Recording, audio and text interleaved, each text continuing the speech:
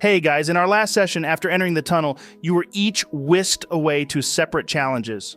Tronald faced his first, conquering a tough obstacle course using not just his wits, but also channeling Alexandrew's physical prowess. Then, he tackled a strength trial, lifting heavy objects with ease thanks to Raarh's strength.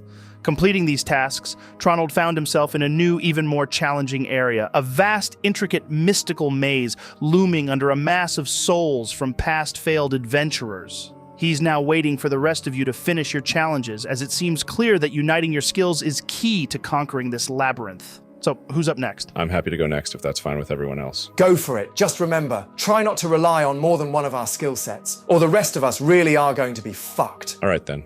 Joe, you said that I was in a mystical forest. If this labyrinth is a test of survivability, I may be able to get through it without relying on anyone else. So what are you doing, Saxy? I want to have a look around to try figure out exactly what it is I'm supposed to be doing. All right, give me either a perception check or an investigation check. That's a 16 for my investigation check. As you begin to investigate your surroundings, you find yourself immersed in the dense foliage of the ancient forest. The air is thick with the scent of a myriad of plants, some familiar and others entirely foreign. Your eyes scan the vibrant undergrowth, taking in the diverse wildlife around you, from small critters scurrying underfoot to colorful birds flitting between the trees. As you sift through the flora, categorizing each plant in your mind, a distinct sound catches your attention. It's a soft, muffled breathing, barely audible over the rustling leaves. Right. I'm going to push through the bushes then, attempting to remain as quiet as I can to see what's making the noise. Give me a stealth check, dude.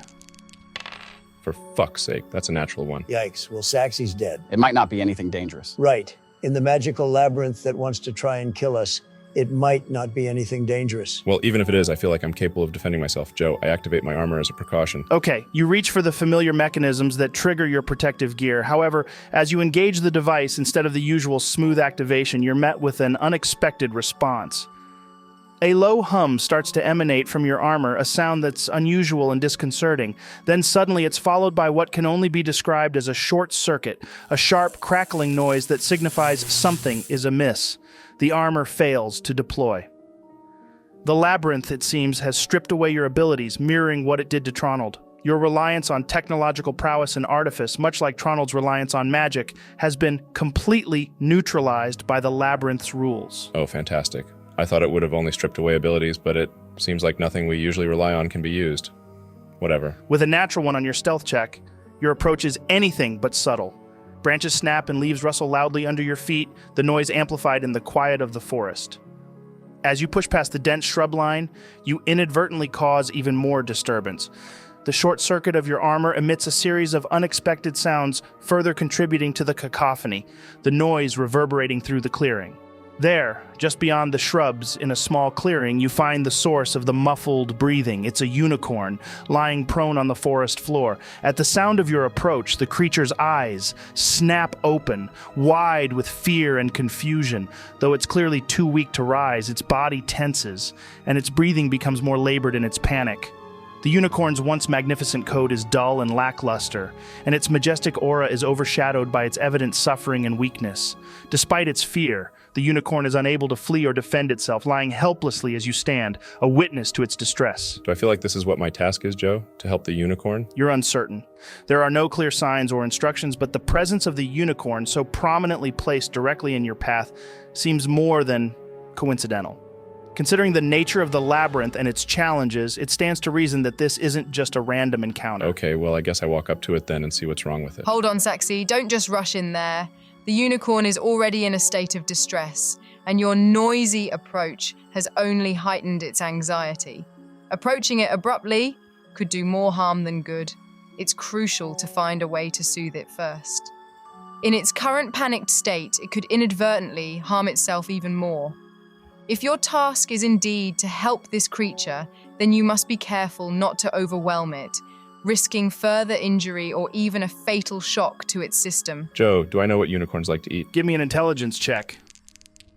Wait, do I have any debuffs to this? Or am I able to use my intelligence stat? You're able to use your own intelligence, yeah. Oh, good. Then that's a 19 total. With a 19, You recall that unicorns are creatures of purity and nature, often drawn to natural, unspoiled foods.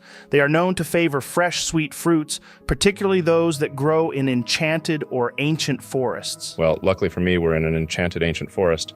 All right then, can I see any fruits in my immediate vicinity that I know of? You know, something simple like an apple or some berries? Give me a perception check. That's a 15. With a perception check of 15, you scan the immediate area for something that could potentially appeal to the unicorn's diet. While you don't immediately spot any familiar fruits like apples, your attention is drawn to the abundance of berries growing throughout this enchanted forest. The berries here are unlike any you've seen before. Their vibrant hues and unusual shapes indicate that they are not common varieties. One type has a deep iridescent blue color with delicate silver speckles, almost glowing. Another variety is a bright, almost neon green, shaped like tiny stars and emitting a faint, sweet aroma. Great. Well, these are just as likely to be poisonous as they are to being actual sustenance. Is there any way I can figure out what they are, Joe? Give me a nature check. Lovely, that's a 7. Okay, so as you're looking at these berries, Saxy, you come to the conclusion that there is absolutely no way these berries could be poisonous. After all, look how beautiful they are. There's no way berries that look so juicy could be poisonous. Yeah, right. Well, I'm stumped. Do I gamble it? Absolutely not. There's no point. You're unlikely to get a chance at redemption if you mess up even once. Then you're going to be stuck here forever, becoming a part of that mass of souls when you inevitably die. Channel Lunaria's skill set, Saxy. It's not worth the risk. Yeah, okay. Joe, I try to focus, thinking of Lunaria and how she would act in the situation, realizing that there is no chance I could safely proceed without her talents. Saxy, channeling your focus, you consider how Lunaria would handle this situation, deeply aware that her expertise in nature is what you sorely need. As you concentrate, there's a sudden rush of energy. In this moment, you feel an infusion of knowledge about the natural world around you. It's as if Lunaria's understanding of the delicate balance of nature has been bestowed upon you, the names and properties of plants, the behavior of forest creatures, and an innate sense of the environment. All these come to you with surprising clarity. All right, Joe. Now can I reanalyze the berries to see what they are? Sure thing, man. Give me another nature check, with advantage. Nice. Can I see your sheet for a second there, Lunaria? Yeah, sure thing. Here you go. Oof, nice. All right, that's a 23 total. Nice. As you reassess the berries with your newfound insight, you realize something crucial. The iridescent blueberries, while captivating in appearance, are actually moonshade berries, known for their lethal toxicity. They are beautiful but deadly, often mistaken for their healing counterparts, moonfrost berries. On the other hand, the neon green star-shaped berries are starlight dewberries, valued for their calming effects and ability to soothe distressed animals and individuals. Damn. Well, I'm glad I decided to take Lunaria's assistance, because instinctively I would have stayed away from the green ones and probably given the creature the blue ones. Thank you, Tronald. Yeah, thanks for your insight, Tronald. You're welcome. I want to grab a bunch of both the berries, Joe, then store them in separate pouches. What do you need the blue ones for? Didn't you just hear what Joe said? They're poisonous. Yeah, they're just in case I ever get sick of you. You cut me real deep, Saxy. I'm hardly being serious, am I? I don't know, man. Let's just say it wouldn't surprise me. Whatever. Joe, I head back to the unicorn and slowly approach it with the green berries in the palm of my hand. Okay, roll me an animal handling check. You can either use your own or Lunaria's. Obviously, I'm going to use Lunaria's. That's a 17 total. Okay, Saxy, with a careful and gentle demeanor, you make your way back to the unicorn, holding the starlight dewberries in the palm of your hand.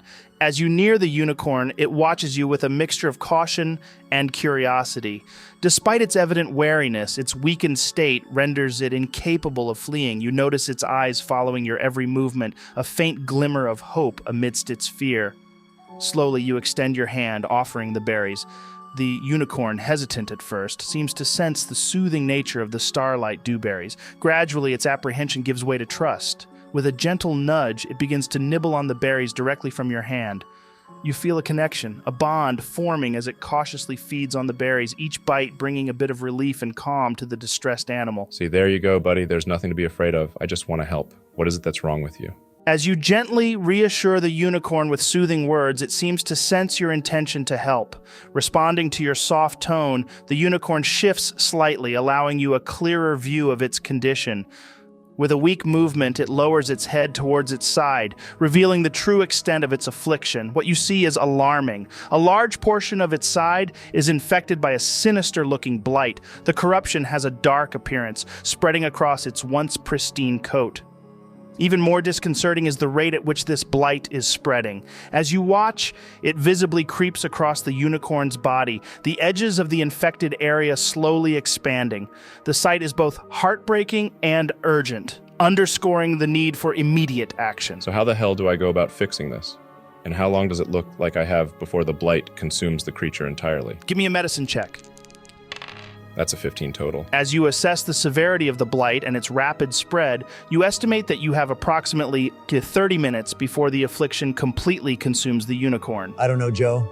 You sounded unsure about how long he has. Is it definitely 30 minutes? Yeah, it's definitely 30 minutes. Anyway, the urgency of the situation weighs heavily on you as you realize that time is of the essence. Your mind races, thinking through the possibilities. Given your current environment and the variety of plants in this enchanted forest, it's likely that a combination of specific flora could be concocted into a cure. However, identifying the right plants and preparing a remedy within such a tight time frame presents a formidable challenge. There's no way I'm managing that in 30 minutes. I mean, it's possible, but it would require a hell of a lot of luck. And I'm not pinning this creature's and my own life on luck. There's got to be another way. Joe, I want to try channel Lunaria's power. Is there anything that she has access to that could help with this? I don't know. Lunaria, is there anything you have access to that could help? You could try using lesser restoration on it. I mean, it depends on how severe the blight is. And how long does that take? Oh, it's instantaneous. Okay, Joe, I'm going to attempt to use lesser restoration on the creature. I know that I've got access to this spell, but I've never used it before, and I want to make sure I'm channeling it from Lunaria. Okay, sure, man. I mean, it just wouldn't work if you was trying to do it from yourself, but you know that already. Yeah, that's what I thought, so I wanted to specify. What point was you actually trying to make there, Joe? You basically just confirmed what we've already known and repeated what he said back to him in a really weird way. I didn't know how else to phrase it, man. I mean, Saxi was the one saying dumb stuff. It's not like I wouldn't assume he was using Lunaria's power to cast the spell after everything I've already told you guys. He's kind of right, Saxi. You really didn't need to specify. Yeah, well, I did. So, can we just get on with my challenge? I don't want to be stuck down here for like 5 sessions. Well, that just adds to my point. Why are you saying unnecessary things if you're wanting this to go faster? It seems kind of counterproductive if you ask me. Well, nobody asked you, Tronald, and you're the one who's making this unnecessarily lengthy now. That may be true, the nobody asking him, but you can't deny the point he's making. It was a bit silly to waste like 10 seconds telling the DM that you want to use Lunaria's lesser restoration instead of your own, bearing in mind that Joe is fully aware that you wouldn't be able to use your own. Oh my god, who gives a fuck? Clearly you give somewhat of a fuck. Look, dude, I don't even know what the fuck you're talking about anymore. If you'd shut up for more than 2 seconds, I could continue with my You're task. taking too long with this, Saxi. The unicorn's going to die at this rate. Oh my god, that's what I'm trying to do. But you guys won't leave me alone. Stop getting distracted and save the damn unicorn. Oh, fuck you, man. Joe, I cast the shitty lesser restoration on the shitty unicorn. Why's the unicorn shitty? That's a little bit uncalled for. And you can shut the hell up as well. Get out of my head, all of you. Joe, can you just begin describing the spell or whatever? Someone's a little bit touchy. Saxi, channeling Lunaria's druidic magic, you cast lesser restoration on the unicorn. A gentle glow emanates from your hands as they touch the blighted area. The dark, necrotic veins of the blight slowly recede under the spell's healing energy. The blight's spread halts and the unicorn's coat begins to regain its natural sheen. With each passing moment, the unicorn's condition visibly improves. Finally, the blight vanishes completely and the unicorn lifts its head, its eyes clear and vibrant once more. The spell has successfully reversed the blight, revitalizing the once afflicted creature. As the last traces of the blight fade away, the unicorn, now visibly stronger, gives you a gentle nudge. It then shakes its head, beckoning for you to follow. There's a sense of purpose in its movements, an indication that suggests the creature has something to show or lead you to. Right, well, I follow the shitty unicorn. Whoa, can we calm down with the unicorn abuse? Okay, you follow as it leads you through the dense forest. The path it takes is winding, moving through patches of dappled sunlight and deep, shadowed groves, further into the heart of this ancient woodland. After a while, you come across an extraordinary sight, an enormous tree that stands out even in this mystical forest. The tree is massive, its trunk wide and its branches sprawling. But what catches your attention is something more unusual. The longer you look, the more you realize that the tree seems to possess facial features. These features gradually become more prominent, almost as if the tree itself is alive and aware of your presence. The unicorn standing beside you tilts its head towards this remarkable tree, suggesting that you should approach. I don't know about remarkable, more like horrifying. Okay, so I walk up to the tree. Is anything happening? What's the unicorn doing at this point? Saxy, as you approach the tree, vines and roots begin to shift, and then a portal begins to form. It starts as a small shimmer, then gradually widens, revealing a swirling vortex of golden energy at the center where you would imagine its heart to be. Though the portal is translucent, you can't quite discern what lies beyond it just yet. Curious about the unicorn's reaction, you turn around, but to your surprise, the unicorn is nowhere to be seen. It's as if it vanished into thin air, leaving no trace behind. Whatever. Screw the unicorn. What's going on with this portal anyway? Can I make a perception check to see what's behind it? Sure, roll it. That's a 17. Saxy, your perception check leads you to focus intently on the portal, watching as the vines and branches of the tree shift and twist, gradually revealing more of the mystical gateway. The portal stabilizes, its edges now defined and solid, inviting you to peer into its depths. As you gaze into the portal, what you see sends a jolt through you, almost making your heart skip a beat. Behind the swirling vortex, a scene unfolds that strikes at the very core of your emotions. It's a vision of your mother and father, alive and well, deeply engrossed in tinkering with a mechanical object. And there with them is you, a younger version of yourself. Your mother's hands gently guide yours as the three of you work harmoniously on the project. This vision is poignant, a glimpse into a reality that you've longed for, one that your heart aches for. The labyrinth seems to be offering you an out from its trials, tempting you with a world where your deepest desires to be with your parents again are fulfilled.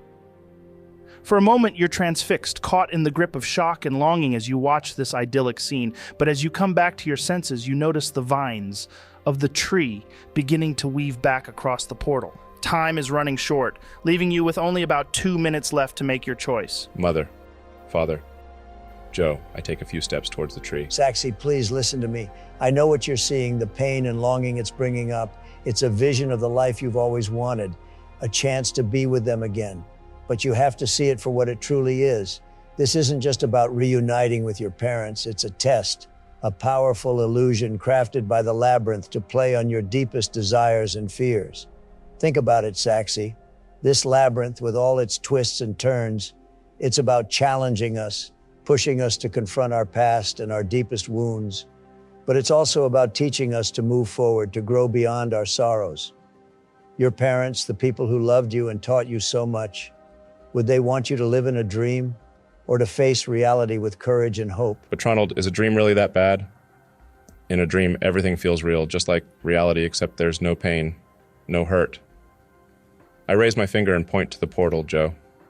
In there, I can be with them, live those moments I've lost, and for a while, forget the pain of their absence. You're talking about facing reality, but what if reality is just too harsh, too unforgiving? What if in that reality, the shadows of my past just keep lingering, never letting me find peace? In that world, through the portal, there's a chance for happiness, a life without the constant reminder of what I've lost. I know it's probably an illusion, a test from this labyrinth, but in that illusion, there's a sense of solace, a reprieve from the sorrow that's been my shadow since they left. Isn't it tempting, even just for a moment, to escape into a world where things turned out differently, where the people we love are still with us? Saxy, I understand the depths of your pain, the loss, the void it leaves behind. I've lived with that pain every day of my life. For the longest time, I was haunted by the thought that they needed me, and I failed them. The idea of seeing them just once more to say the things I never got to say, it consumed me. But you, Saxy, you and the rest of the team, you've become my family now. And unlike before, there's something I can still do for you, for us. I know the allure of that dream is powerful, the temptation to live in a world without pain, without loss. But every moment in that dream is a moment we lose you in our reality. Tronald, you carry the weight of self-blame for your family's death, but it was something beyond your control. They were victims of a cruel fate, an attack you couldn't have foreseen. But my family, my parents, their death was due to my own foolishness. My own mistake. I was the cause, Tronald. The guilt, the constant what-ifs, they haunt me every waking moment. I keep thinking, if only I hadn't been so reckless, so eager to prove myself, they might still be here. And now, standing before this portal. I'm faced with a reality where that mistake never happened, where they're still alive and smiling. I've never mentioned it before because I believed that giving voice to my mistakes would only amplify my own stupidity and self-hate. I thought that maybe, just maybe, if I kept silent, the pain and the guilt would fade away. I won't lie to you and say it's easy or that the pain ever fully goes away. It doesn't. But in facing that pain and choosing to live in the world as it is, we honor their memories. We carry them with us, not as anchors of sorrow, but as beacons guiding us forward. We're in this together, not just for this twisted labyrinth, but for every single step that comes after. You're more than just a part of this team. You're the heart of it, your smarts, your skills. You're the glue that holds us together. Sticking with us, it's more than just turning your back on a fantasy. It's about standing strong with the family we've made here. It's not a family through blood, but something even stronger, a family through fellowship. It's about facing life, no matter how tough it gets, with people who care about you. That's the real battle, Saxy, and it's one hell of a fight. But trust me, it's a fight that's worth every punch we throw. Joe, I begin to walk toward the portal. What? I climb up to it, standing close enough to see their faces. My hand reaches out, almost pressing against the surface of the portal. I'm sorry, guys, What are you doing, Saxy? but I've got people here who need me. I'm sure I will be reunited with you one day, but that will just have to wait. I struggle to pull away from the portal, but my muscles don't seem to obey, instead drawing me closer, as if they're fighting against my decision. So, Joe, I let go. I release the tension, my body going limp, and I fall backwards, surrendering to gravity, away from the portal, collapsing onto the forest floor. Saxy, as you fall backwards, making the heart-wrenching choice to reject the labyrinth's seductive offer of reuniting with your family, you brace for the impact with the ground. But surprisingly, the fall is gentler than anticipated, almost as if the forest itself is cushioning your descent. Opening your eyes, the lush canopy of the ancient forest is gone. Instead, you're met with a sight that brings a different kind of comfort, the familiar face of Tronald. I'm glad to have you back, buddy. And I think that's where we will wrap this session up. Hey, did you actually consider going into that portal? Or were you just leading us on for emotional tension? Oh, Saxy absolutely considered it. The whole scenario felt so real, so vivid. Seeing my parents again, even if it was just an illusion, it tugged at every heartstring. If it weren't for the way you all stepped up, the things you said, I honestly think he would have climbed right through it. If you guys enjoyed this episode, it would mean a whole bunch to me if you gave that like button a little slap. Oh, and the subscribe as well. And if you're feeling extra saucy, maybe a share to go along with it.